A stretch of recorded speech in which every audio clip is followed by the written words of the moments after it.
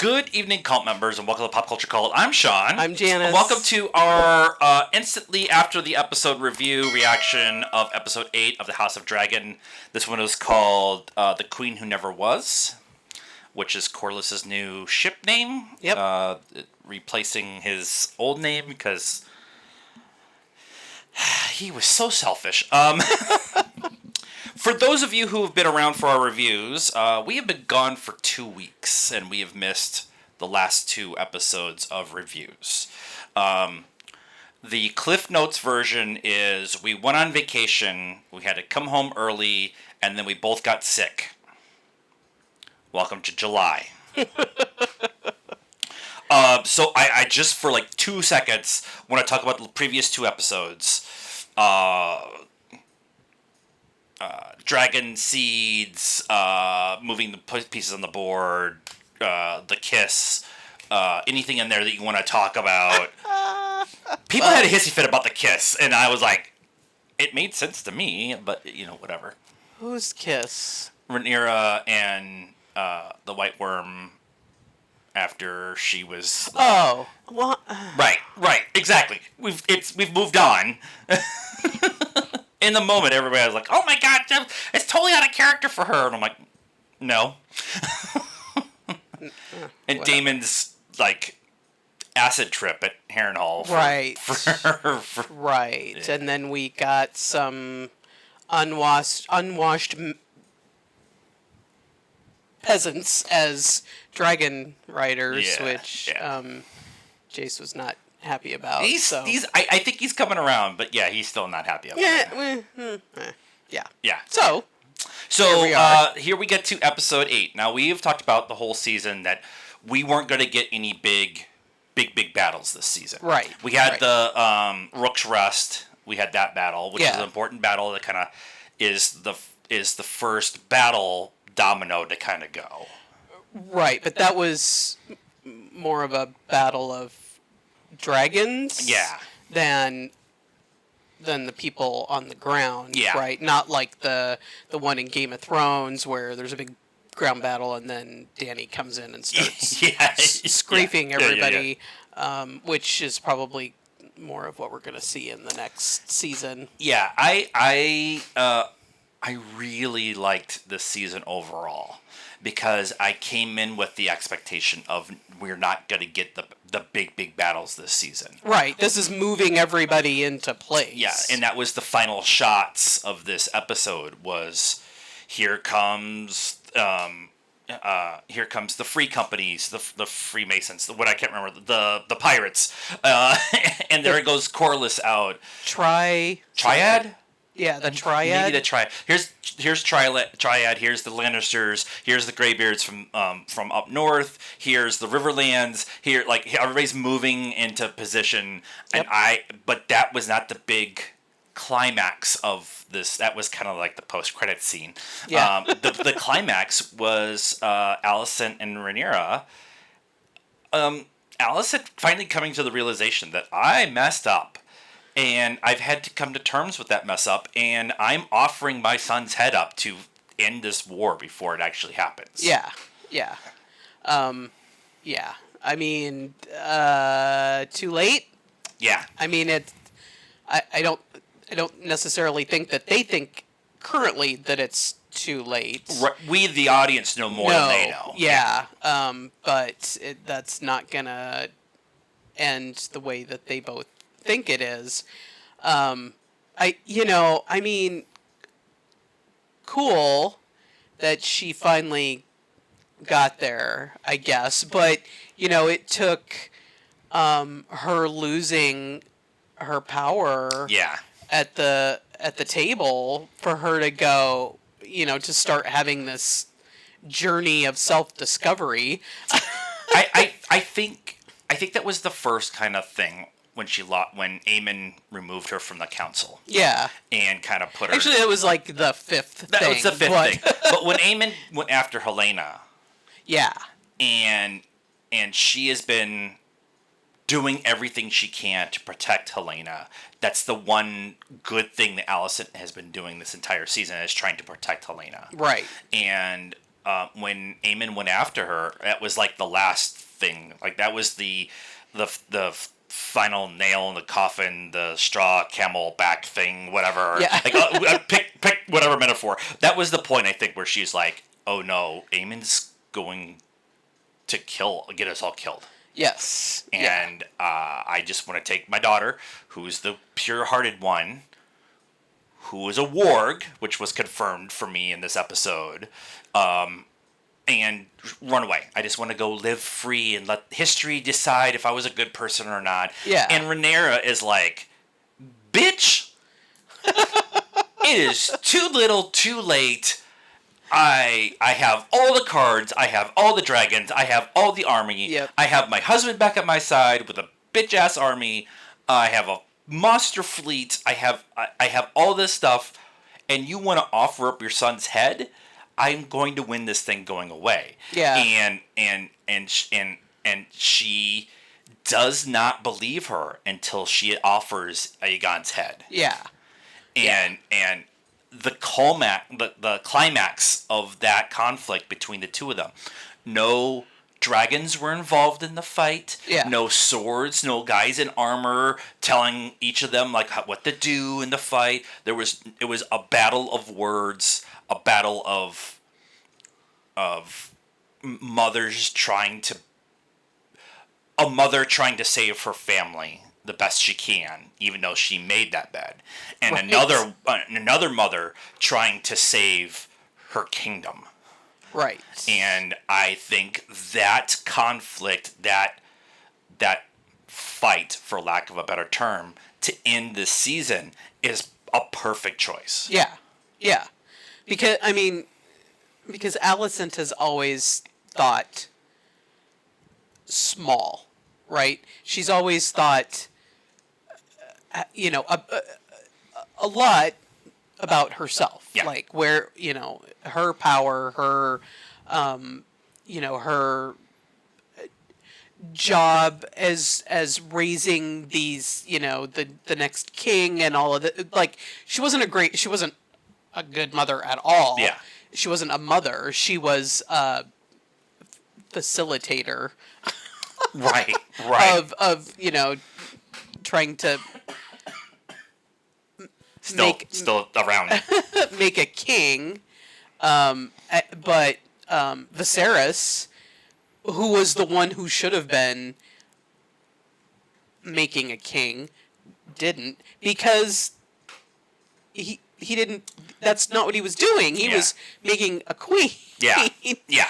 And so Alicent is always just, it's always just been her and her family, and Rhaenyra's like, yes, it's my family. You killed my son, Mm-hmm. but thousands are, of my subjects, of my people, Mm-hmm. who depend on me, are gonna die. And even in the end, like Alicent was still just like, I just want to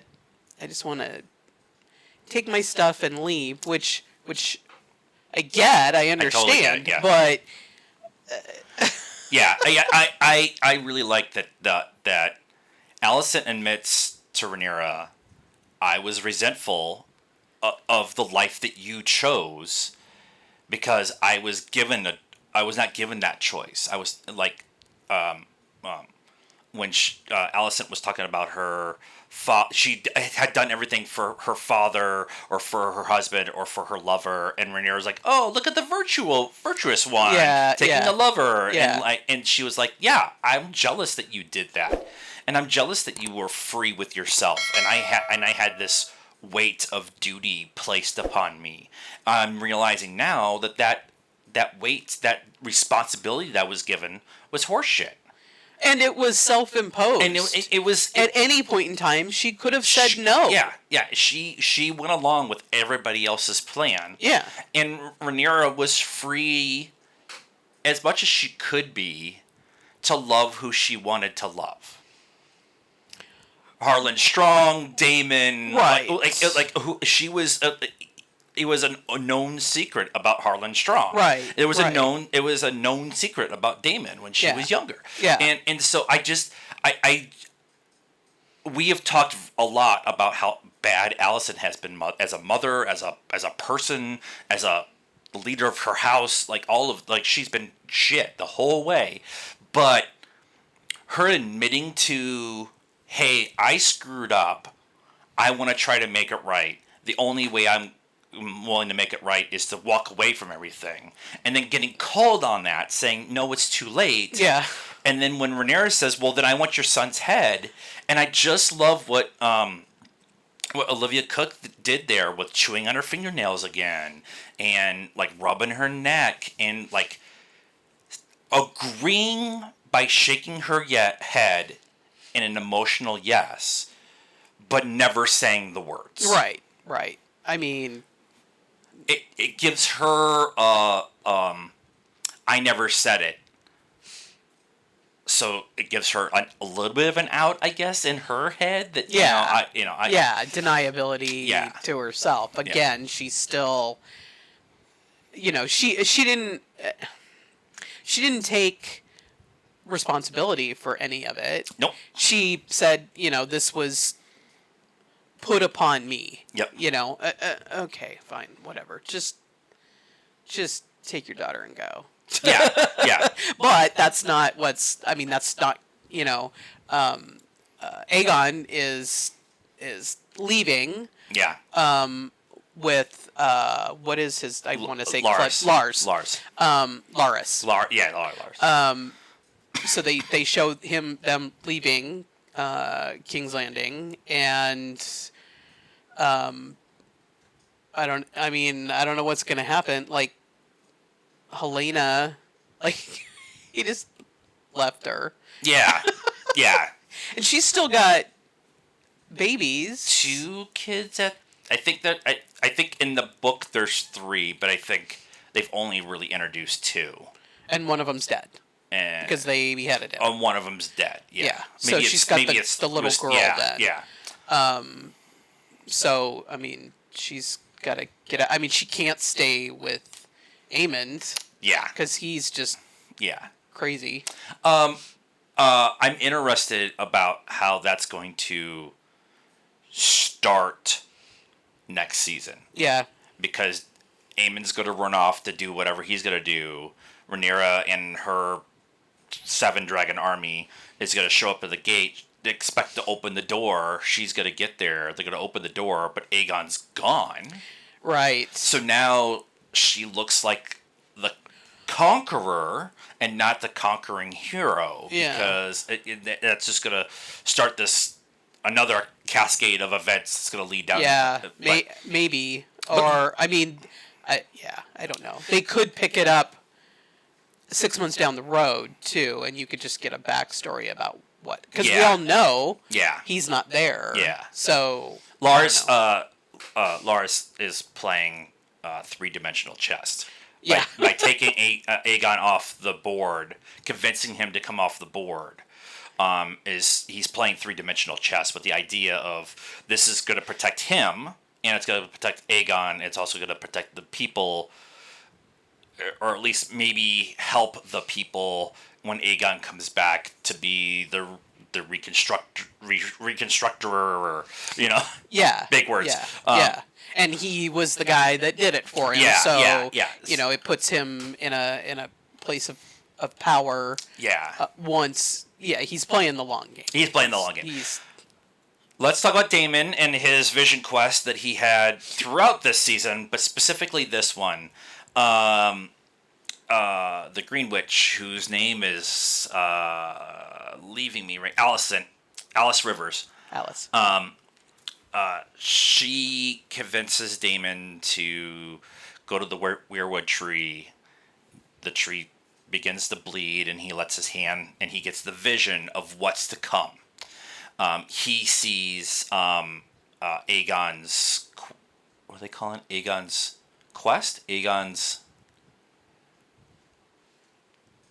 dream of the White Walker coming. Oh, yeah. And that there is a Targaryen in the future who's going to save him. So we see naked Dany and the 3 dragons. We see the White Walker.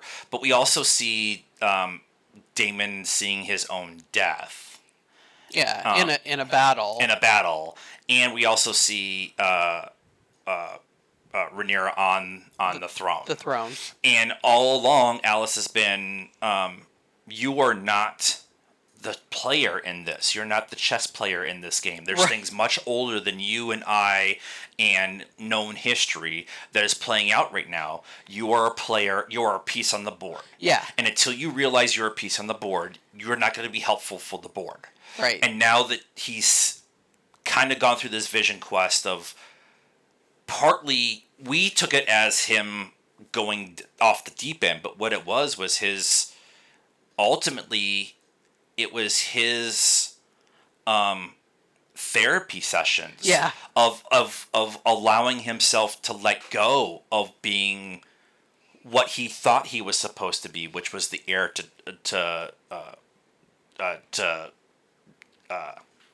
his brother. The throne. Viserys. Viserys. Yeah. I want to say Jacaerys, and I'm like, that's not it. That's Jace. Yeah, well, he took everything personally. Yeah. That it was an attack on him. Yeah. And blah blah blah. I mean, he is also Alicent, right? Yeah. He is, everything is about me. It was all about me. It's all about me. And this was, Viserys. Hallucination Viserys showing him that it wasn't a slight on him that he picked Rhaenyra, and that he is becoming Aemond, when he was chasing, he thought it was him, and it was Aemond, but it was him with an eye patch, and so like he has been shown all of this stuff, and then they also said in the after thing that Daemon didn't believe in all this, the Viserys' dream and all this mumbo jumbo and witchcraft and all that. He didn't believe in any of that. He was a hardcore, what I can see and what I can stab with my sword. Yeah, and as he rides a dragon. Right. But, dragons are real in this world, so I get it. Yeah. And, now he has seen visions, and so he is open to receiving this vision from the weirwood tree. Yeah, and I really, that's a lot of exposition to put in a 30-second flash scene. Yeah, I know there's stuff in there that I know there's stuff in there, but for me the big three is him seeing his death, him seeing the Night King, and him seeing Dany in the future. Yeah. Well, and Rhaenyra being on the throne is a big deal. Yeah. Because that's the last image. But him seeing Dany in the future, knowing that the image is, if I remember correctly, the image is Night King, then Dany, then his death, then Rhaenyra, if I remember it correctly. There's something else before the Night King. Yeah, I mean they show the dragon eggs, and they show them coming out of the fire, and then Dany is after that, because that was the fire that she was supposed to be killed in, but then Drago, yeah. Yeah. They show the dagger that kills the Night King. Yeah. And there was also a scene that I think was when Bran was warging one time, where it was going in a down a path or something in a forest. Yeah. And I think that was one of the times he warged as a three-eyed raven. And They did show the three-eyed raven. So yeah, there was. But for me as a lover of both shows, I have been very defensive of, I really like the last 2 seasons of Game of Thrones. It was all presented to you the entire way. Just saying. It's not our fault you named your child Dany. It's not your fault. But the execution could have been much better, but I think everything is there. So if you didn't watch that show, though, but you know some of the stuff enough to watch this show, seeing the Night King and seeing the eggs and seeing Dany and the dagger, you know that these are all the important things. And they've presented all of those things outside of the Night King throughout the entire series, these 2 seasons, even with Aegon's dream, that I don't think that's right, but I'm going to go with it. Like, they talked about there's something beyond the wall that is coming for us. Mm-hmm. And when Daemon said winter is coming, when he's having that conversation with Rhaenyra, when Rhaenyra shows up at Harrenhal and everybody's all like, oh, shit, mom's here. Look busy. But the two of them have a conversation in High Valyrian. Because they're the only two who knows High Valyrian in the room. But then when he says winter is coming, he says it in the common tongue. Mm-hmm. So everybody can hear it. And now, not everybody in the back of the hall is going to hear some guy up in the front saying winter is coming. Right. Especially when it's a one-on-one conversation. But it's going to be loud enough that everybody heard it. So for me, I'm like, oh.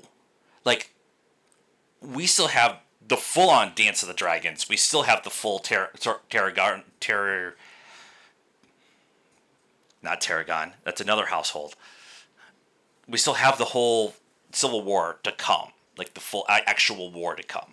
We have all this stuff going on. But the big final picture is winter is coming. Yeah. And to have that be, oh my God, I've been a selfish idiot. You were the queen that was chosen. You're the one who's going to have the heir who's going to save us all down the line. And, oh, by the way, when that vision is going on, at the end, it's Helaena talking to Daemon from King's Landing through subspace, or whatever they call it, or whatever, telling him, you know what you need to do. You know who you are in this fight. Yeah. And then the next... They cut away from that shot, and Helena's looking out from King's Landing off to probably where Dragonstone is. And that's when Aemon comes out and tries to convince her to go fight. And she tells him, no, you're going to lose this fight. You're going to die. Yep. And him, like, having a hissy fit about it because he's a petulant little boy, too. God, this grow up here and actually have a conversation. So you have these two connective things. We've all thought Helaena for a long time was a warg, was a witch, was connected to all that. Yeah, she's definitely something. And she's definitely something. But to have her be the final voice in Daemon's head to say, you know what you need to do now. And then Daemon openly bends the knee, and then everybody all's like, oh, okay, we need to bend the knee. Yeah. And then he pumps up the crowd. Yeah. And tells Rhaenyra, like, you're right. It was always been you. I shouldn't have tried to leave. And then when she says, if you ever leave me again, he's like, I tried. It didn't work. I'm with you now. Like, I just, that whole sequence between, so you had the whole sequence with Alicent and Rhaenyra, and you had that whole, with Daemon's vision, and then Rhaenyra showing up with Adam and Seasmoke running patrol. It was just that could have been the whole episode. It would have been 25 minutes, and it would have been perfect for me. Corlys getting put in his place by his son, who was totally right. Yeah. He needed to hear it. That's gonna, I think, next season is going to give Corlys not pause to work with him, but it's going to give him an extra push to be the right kind of mentor to him. Laris. I can't remember. I'm hoping. No, it was Alan. Adam and Alan. Yeah. I'm hoping that it's the beginning of his, enlightenment journey, whatever. He's on it right now. Like Alicent and Daemon have had. Yeah. He's in the middle of it right now. He hasn't gotten to that final thing. Yeah. But he's definitely on that course right now. Yeah. Where he needs to have some empathy and understand what he Yeah. did or didn't, the things he didn't do, how they made other people. Yeah, and it's an interesting juxtaposition with him because he was very open about Rhaenys should have been queen, and everything he did was in her name, and she didn't really care about it. Like, she had moved on. Yeah, And she backed Rhaenyra, and he was still like, it should be you. And but being very open about, I did all this conquering. Look at all these things that I brought back. Look at all these things that I did. And Alan and Adam, like, seeing all of that. And now Adam doesn't hold a grudge, but Alan does. Yeah. And having him have that time where he's going to have to forgive himself to at least have some kind of relationship with Alan, even though Alan has done things for him, has done things for Corlys out of duty. Right. I mean, he saved his life. He saved his life. He rounded up all the fishermen to bring all the possible dragon seeds. Last episode, like, he's doing things out of duty. But I think there's going to be a conversation with the two of them on the boat during the blockade or during the battle or something where Alan's going to do it out of love for his father or connection. Captain, if nothing else. Yeah, but I still think that's Respect for his- duty. I still think that's duty. Maybe. But I think ultimately there is going to be something where one of them is going to try to sacrifice themselves for the other. And that's going to be the kind of the catalyst of, no, I screwed up. I should have done better. Yeah. And from now on I'm going to do better and stuff like that. Kristen Cole. I said it right the first time. Just have confidence in yourself. Him, like, feeling guilt about his relationship with Alicent. Gawain kind of her brother calling him out on it, and him, Cole, being very kind of we're all gonna die. It doesn't matter. So I love her. I have emotions for. She saved my life multiple times. Yes, you're right. I should have had. Been better with my duty and resisted, but she saved me. I love her. He didn't say I love her, but you could see it in his face. And we're all gonna die. And that was like, I mean, he's pretty resigned to his fact. Yeah, he's pretty fatalistic at this point. I mean, Yeah. he saw what the dragons did and are going to do, and he's just like, I'm a horrible knight. I didn't, Comeuppance. Yeah. And so he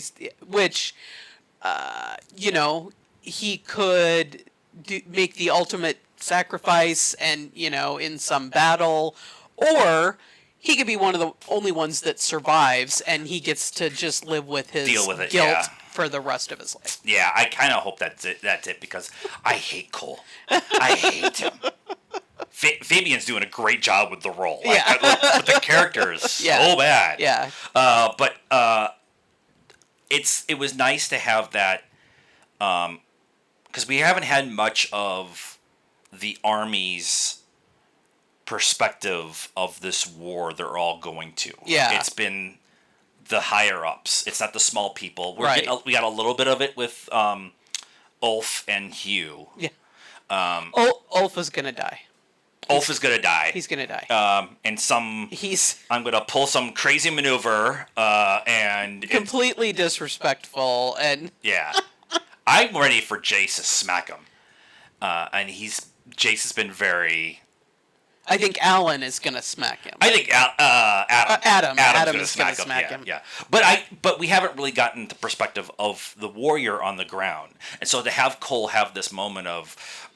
We're going into a war that we can't win, and it's very fatalistic, like you were saying. And so, just having that moment of like, I've done things that disgraced my honor and everything. Yeah, but it doesn't matter. Because we're all gonna die. And Gawain just like, huh.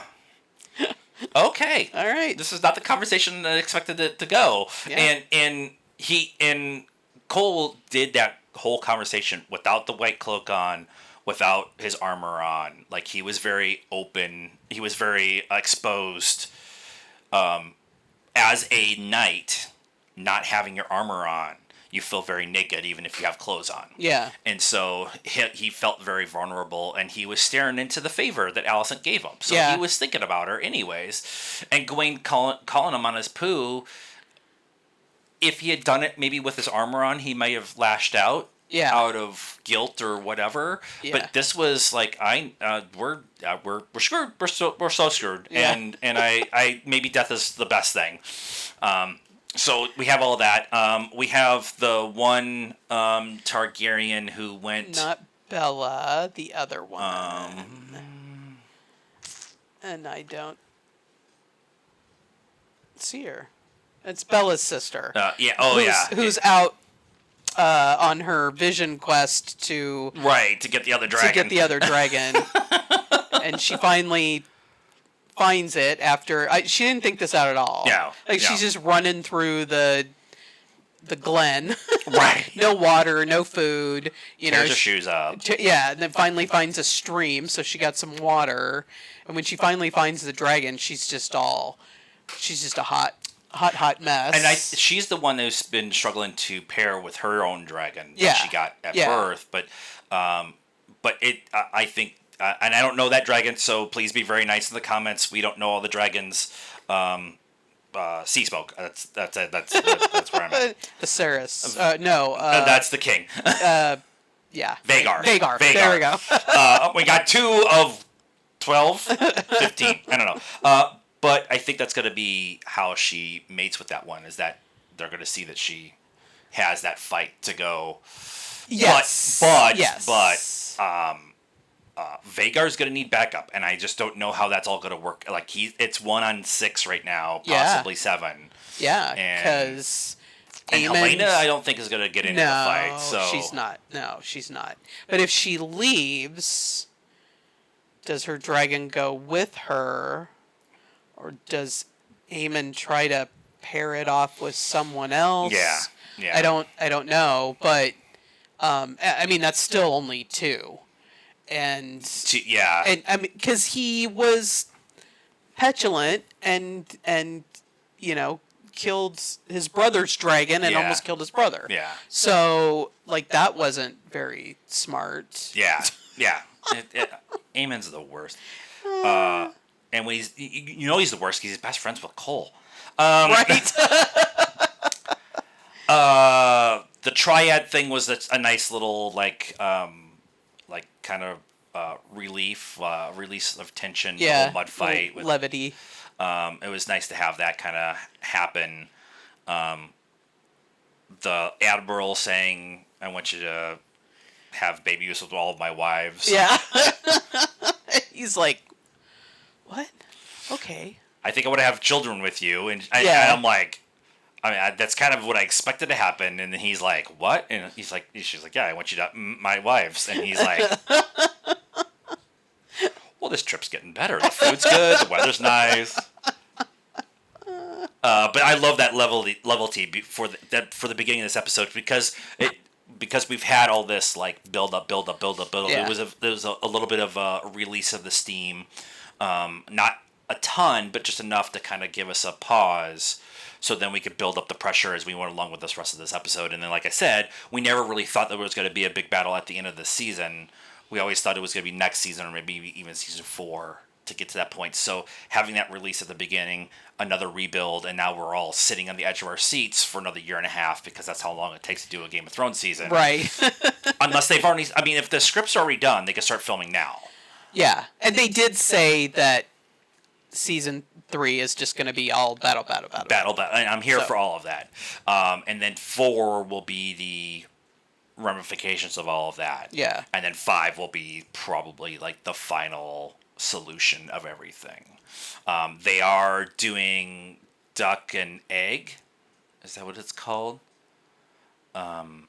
Which is the story that's kind of between House of Fire, House of the Dragon and Game of Thrones about a night of the Seven Kingdoms going around, and there's like a lot of lore that that particular night kind of tells the story of the Night King and stuff like. So there's a lot of stuff that so they're already filming that, so that could come out. That's kind of how everybody knows this fable.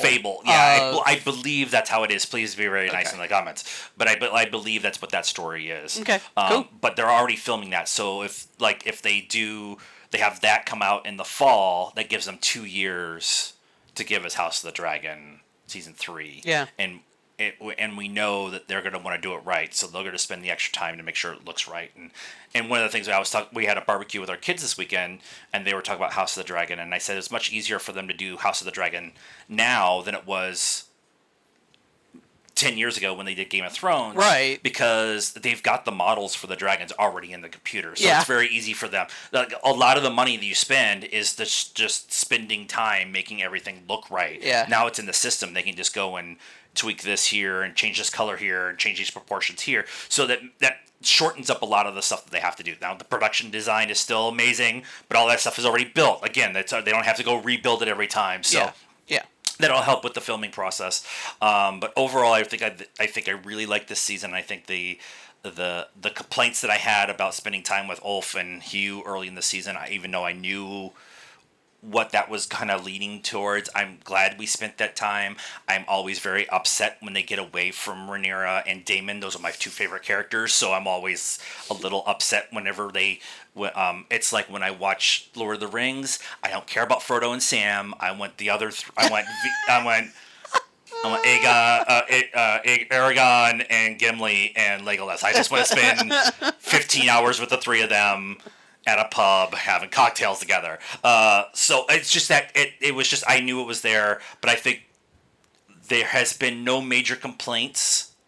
The people who have said, hey, they have done something different from the books, have also prefaced it with, the book is unreliable narrator overall. Right. And it's multiple stories telling multiple points of view telling the same stories. So that allows them a lot more freedom to do things. So if they do change something from the book or remove a character from the book that is a big deal or whatever, it's not being met with as much vitriol and hate because of that.